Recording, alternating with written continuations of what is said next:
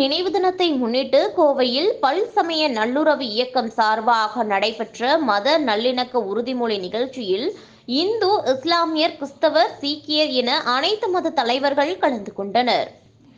காந்தியடிகள் நினைவு தினத்தை மத நல்லிணக்க நாளாக கடைபிடிக்க தமிழக முதல்வர் வேண்டுகோள் விடுத்திருந்தார்.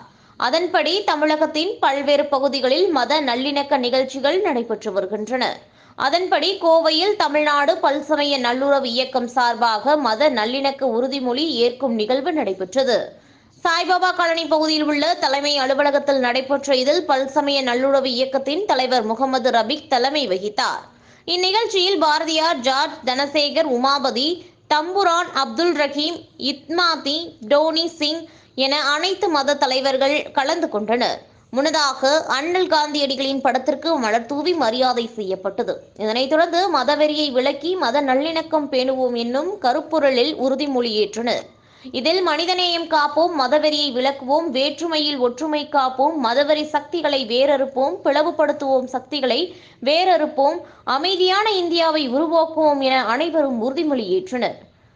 இந்நிகழ்ச்சியில் பல்சமய நல்லுறவு இயக்கத்தின் பல்வேறு நிலை நிர்வாகிகள், வழக்கறிஞர் ராதாகிருஷ்ணன், அபுதாகிர், காந்தி, வழக்கறிஞர் இஸ்மாயில், கோட்டை செல்லப்பா, மெட்டல் சலீம், ஜீவசாந்தி சலீம் உட்பட பலர் கலந்து கொண்டனர்.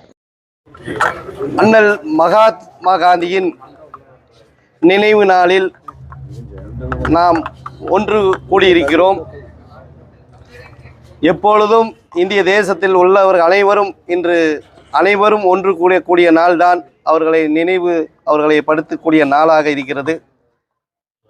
இந்த 2024 மகாத்மா காந்தியின் நினைவு நாள் என்பது நாட்டிற்கு, தேசத்திற்கு முக்கியமான நாளாக இருக்கிறது.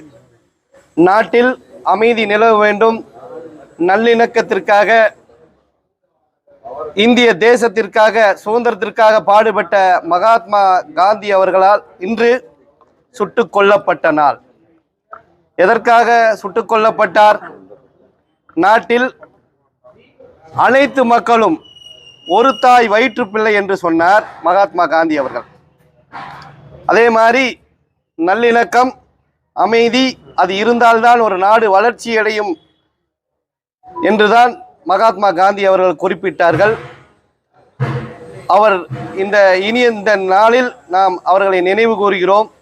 அவருடைய எண்ணங்களும் சரி, இந்திய தேசத்திற்காக, சுதந்திரத்திற்காக பாடுபட்ட அரசியல் தலைவர்கள் ஆனாலும் சரி, சுதந்திர போராட்ட தியாகிகள் ஆனாலும் சரி, அவர்களுடைய அனைவரின் நோக்கம் இன்று என்ன நோக்கம் என்றால், இந்திய தேசத்தில் உள்ளவர்கள் அனைவரும் சகோதரத்துவம், நல்லிணக்கம், அன்பு போதிக்க வேண்டும் என்பதுதான் பெருந்தலைவர்களுடைய கருத்து. அது மாதிரிதான் பல்சமய நல்லுறவு இயக்கம் தொடர்ந்து 15 ஆண்டு காலமாக தொடர்ந்து சகோதரத்துவத்தை வலியுறுத்தியும், நல்லிணக்கத்தை வலியுறுத்தியும், இந்த மாதிரி பொதுவான நிகழ்ச்சிகளில் அனைத்து மத தலைவர்களை எல்லாம் அழைத்து அவர்களிடத்திலே சகோதரத்துவத்தை பேணி காக்கின்றோம்.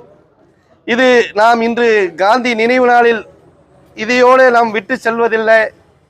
இனி நம்மளுக்கு எதிர்காலத்தில் நாம் இங்கிருக்கும் மத குருமார்கள் எல்லாம் அனைவரும் மக்களிடத்திலே, மாணவர்களிடத்திலே கொண்டு போய் அமைதி, நல்லிணக்கத்தை சேர்ப்பது நமது பொறுப்பாக இருக்கிறது.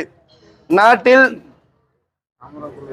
சில குழப்பவாதிகள் அரசியல் ஆதாயம் தேடுவதற்காக குழப்பிக் கொண்டிருக்கிறார்கள். அதையெல்லாம் தவிர்த்து மக்களிடத்திலே காந்தியின் கொள்கைகளை எல்லாம் கொண்டு போய் சேர்ப்பது நமது பொறுப்பு. இந்த நாளிலிருந்து நாம் உறுதியேற்போம் என்பதை இந்த நேரத்தில் அனைவருக்கும் தெரிவித்துக் கொள்கிறோம். கோயில் பொறியில் குணவளவே எங்குணத்தான் தாளை வணங்காத்தலை எல்லாம் வல்ல எல்லா மதமும் சம்மதம் என்று சொல்லிக்கொண்டு இந்த காந்தி நினைவு நாளிலே நாம் உறுதிமொழி எடுத்துக்கொண்டிருக்கின்றோம். அதன்படியும் காந்தி வழியிலே நல்ல முறையிலே நடக்க வேண்டும் என்பதையும் உறுதி சொல்லி இந்த வாய்ப்பு அளித்ததுக்கு நமக்கு நன்றி தெரிவித்துக் கொள்கிறேன். போற்றியோ நம சிவாய். அண்ணல் காந்தி அவர்கள் எந்த உயர்ந்த நோக்கத்தை அடிப்படையாக கொண்டு வாழ்ந்து இந்த நாட்டு மக்களுக்காக தன் உயிரை நீத்தார்களோ அந்த நினைவு நாளை இன்றைக்கு நாம் கொண்டாடி கொண்டிருக்கின்றோம். நம்முடைய வாழ்நாளில் இந்திய மக்களுடைய மனங்களில் நீங்கா இடத்தை பெற்றிருக்கக்கூடிய அண்ணல் காந்தி அவர்கள் எந்த லட்சியத்தை அடிப்படையை கொண்டு வாழ்ந்தார்களோ, நல்லிணக்கம், சகோதரத்துவம், பல மதங்கள் இந்திய நாட்டில் இருந்தாலும் அனைவரும் மனிதர்கள் என்ற அடிப்படையில் ஒற்றுமையுடனும் ஐக்கியத்துடனும் இருந்து இந்த நாட்டை உயர்ந்த வல்லரசாக மாற்றி அமைக்க வேண்டும் என்ற உயர்ந்த நோக்கத்தோடு அவர்கள் பாடுபட்டு அவர்கள் உயிரை நீத்த இந்த நாளில் அவர்களுடைய நினைவாக அவர்களுடைய நினைவஞ்சலி இங்கு நடைபெற்று கொண்டிருக்கிறது. அவர்கள் எந்த எண்ணத்தில் எந்த உறுதியில் வாழ்ந்தார்களோ அந்த உறுதிப்பாட்டை நாம் உறுதிமொழியாக இன்று எடுத்திருக்கின்றோம். நம்முடைய நாடு இது என்னுடைய நாடு, நம்முடைய நாடு, இந்த நாட்டு மக்கள் என் மக்கள் என்ற உணர்வோடு